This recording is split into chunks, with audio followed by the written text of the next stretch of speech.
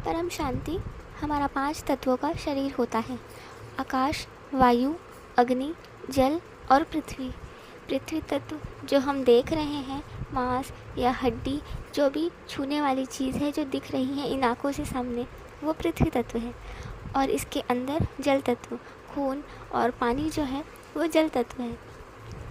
जल तत्व के अंदर है अग्नि तत्व।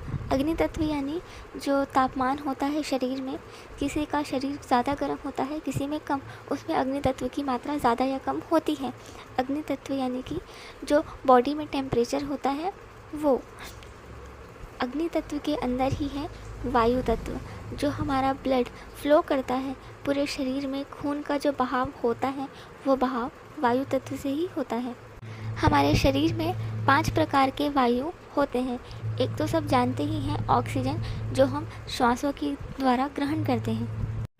और 5वां है आकाश तत्व। आकाश तत्व को ना ही देखा जा सकता है, ना ही छुआ जा सकता है।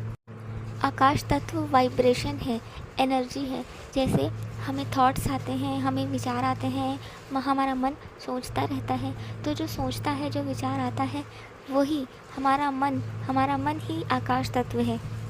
आकाश तत्व में हमारी अनेकों जन्मों की जो हमने कर्म किए हैं वो सब रिकॉर्डिंग होती है, संचित होते हैं।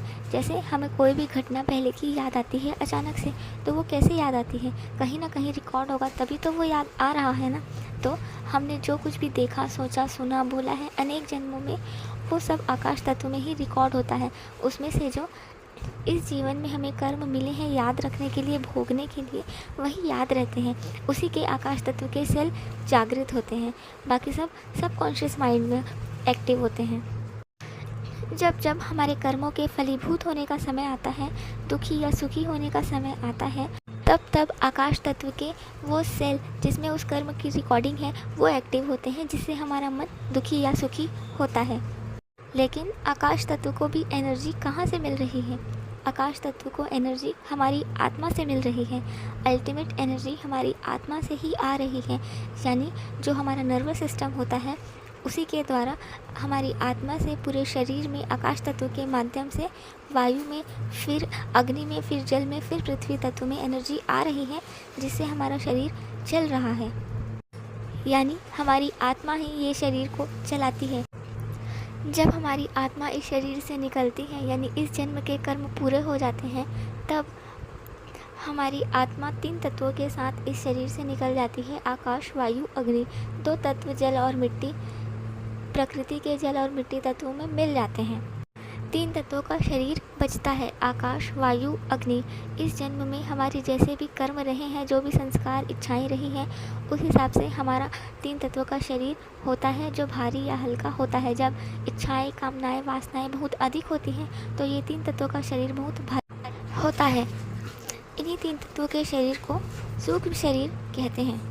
सूक्ष्म शरीर भारी होने की वजह से पृथ्वी की ग्रेविटी में ही रहता है, ऊपर की ओर नहीं जा सकता, कुछ किलोमीटर ही जा सकता है, क्योंकि वायु तत्व का वायु प्रधान शरीर है।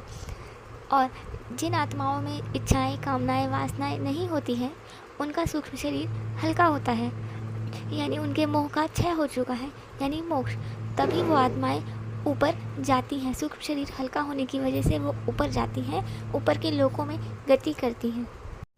जब हमारा 5 तत्वों का शरीर होता है तब आत्माओं की शक्ति बहुत कम होती है, ना के बराबर 0% हो जाती है।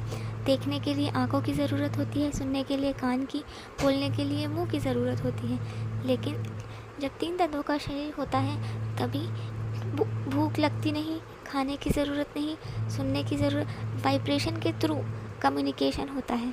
वो वाइब्रेशन आकाश तत्व है, जिसको टेलीपैथी कहते हैं। लोग आत्माएं एक दूसरे की सोच पकड़ लेती हैं, सोच समझ जाती हैं, तो वहाँ पे झूठ बोलने का भी सवाल नहीं। इसीलिए ऊपर के लोगों को उत्तम लोग कहते हैं, क्योंकि वहाँ पे आत्माएं सूक्ष्म शरीर के द्वारा होती हैं देवलोक में। उससे ऊपर कारण जगत, उससे ऊपर शिवपुरी। जितनी जितनी आत्माओं की शक्ति बढ़ती जाएगी, उनमें इच्छाएं, वासनाएं शून्य होंगी। और ऊपर के लोकों में परमात्मा को याद करने की विधि बताई जाती है, तपस्या करवाई जाती है, जिससे आत्माओं में शक्ति आती है, जिससे आत्माएं और ऊपर जाती हैं, ऊपर के डायमेंशन। परम शांति, परम ज्ञान हमारे बेहद के दादाजी से।